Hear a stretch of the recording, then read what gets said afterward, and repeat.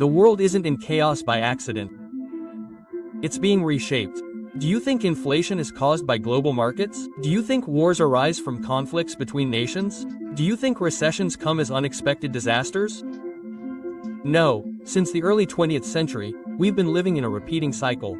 Raise prices, stoke fear, unleash war, research the economy, reinvent the wheel. And each time, the rich become more entrenched, the poor more dependent. Take a good look at the world. Today, we're entering the next phase. But the question isn't what will happen. The question is who already knows and who will be the next victim. If you feel something is amiss, don't scroll, don't be silent. Because what you're about to hear isn't just a conspiracy theory, but a map of the world's economic wars that has been drawn up for 100 years. Subscribe now, because after this, you'll never look at inflation and war the same way again.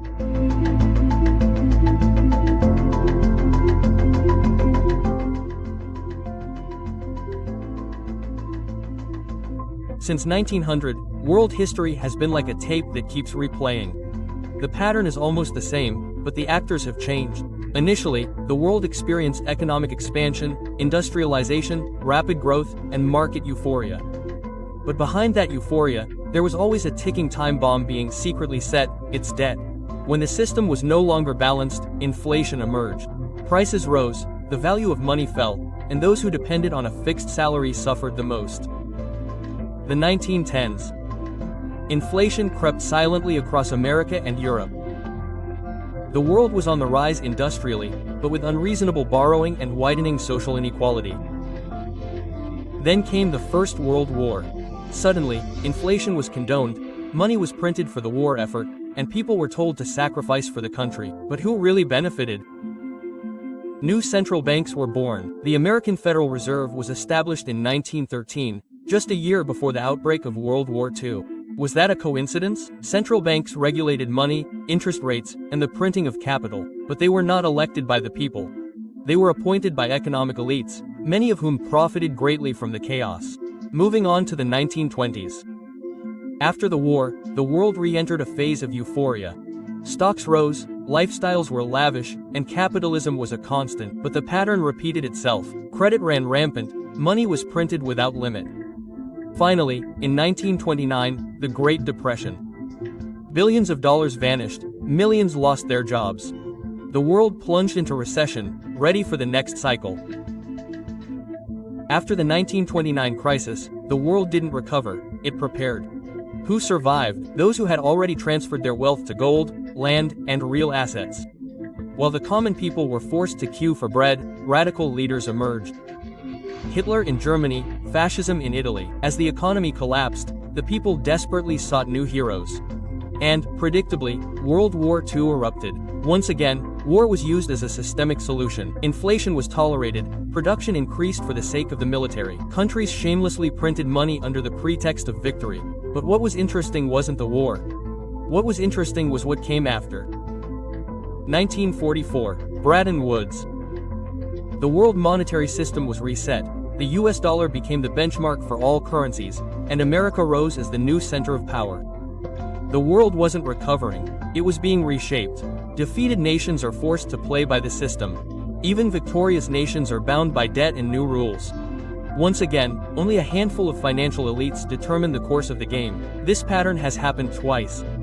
And what's more terrifying, it will repeat itself because they didn't create chaos to stop it. They created it to reset the global order.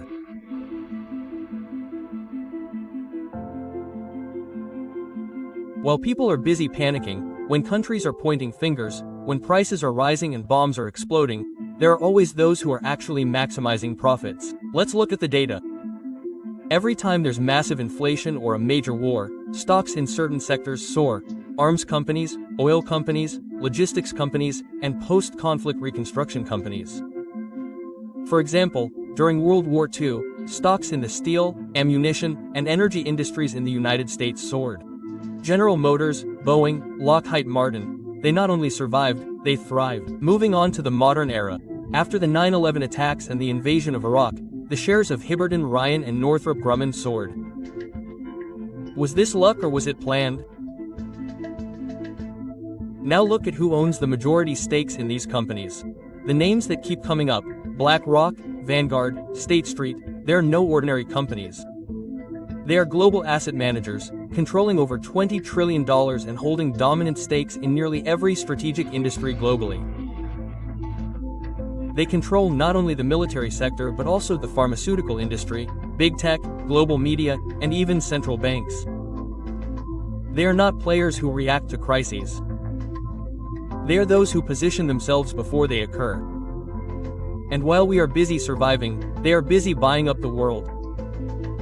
On the surface, we see the world controlled by presidents, ministers, parliaments, and elections. But behind the scenes, there are invisible hands that never make the headlines.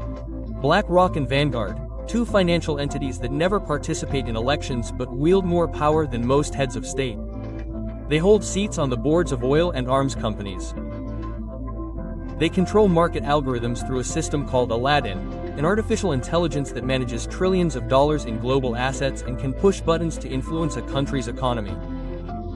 And even more frightening, they are also major investors in major global media outlets. This means they not only control money but also control the narrative. When inflation occurs, they understand it early. When conflict begins to boil, they have already moved their capital. And when a recession hits, they emerge as saviors with bailouts and acquisitions. This pattern isn't theoretical. It can be traced from financial reports, stock ownership data, and even global merger maps. And they don't need weapons because they've already bought into the system. This is the face of modern power. It's not those who sit in government, but those who determine who can sit there. Behind every crisis, there are actors who don't appear on screen, but who determine the course of the story.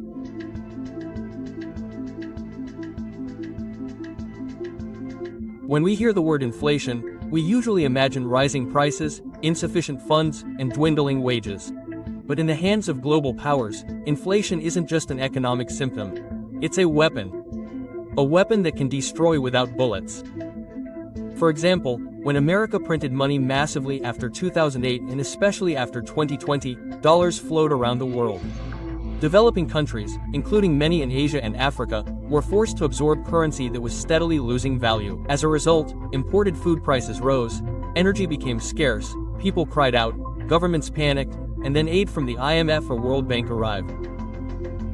But that aid wasn't free. There were always hidden conditions: privatization of resources, elimination of public subsidies, tying the dollar and foreign debt, all with the single word conquest. And it all started with the so-called unexpected inflation. Inflation is a silent war. We don't see the blood, but we see millions of people losing their purchasing power, their homes, their futures. And when that happens, who emerges victorious? Once again, those who created the crisis in the first place. Once inflation destroys local stability, poor countries have little choice. They are forced into the system. That system is called the global supply chain, the global debt structure, and the global dollar standard. Countries that try to break out of that system are immediately subjected to sanctions, economic isolation, or even overthrown from within. Look at Venezuela, look at Iran, look at Libya before Gaddafi fell. All tried to break away from the dollar and create their own systems. And all collapsed economically before collapsing politically. Why? Because the dollar is no longer a mere medium of exchange.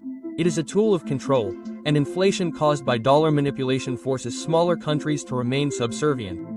Even today, as global inflation rises due to geopolitical tensions and regional conflicts, large corporations remain profitable. They raise prices, lay off workers, and consolidate markets. Meanwhile, people are finding it increasingly difficult to find food. They buy more assets, more land, and more power. This is the modern irony. In an age of high technology and global connectivity, inflation remains the most effective tool of colonialism. Not with tanks, not with guns, but with deliberately corrupted money.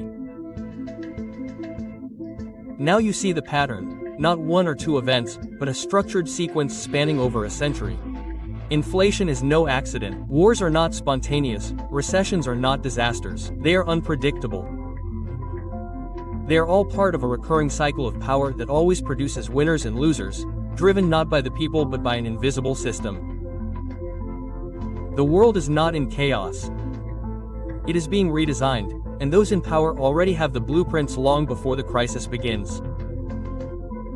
They know when to stir up chaos and when to come up with solutions. But there is one thing they cannot control: awareness. When enough people realize that money can be manipulated, that systems can be monopolized, and that history can repeat itself for a specific purpose, this pattern will stop working. Because this pattern only works as long as we continue to believe that everything happens naturally. But once you realize that inflation, war, and recession are not random phenomena, you are no longer a victim. You become an active observer, and from there your choices change. Now you have one thing they don't: awareness. And this awareness must be spread. Share this video. Send it to your friends who are starting to question why everything feels so much smaller, more expensive, more chaotic, and more senseless. Because if enough people wake up, they won't be able to control everything from behind the scenes anymore. Click subscribe because this isn't the end. It's the gateway to the next chapter. And remember, the world will never go back to normal. Because the normal you know is just an illusion they've created.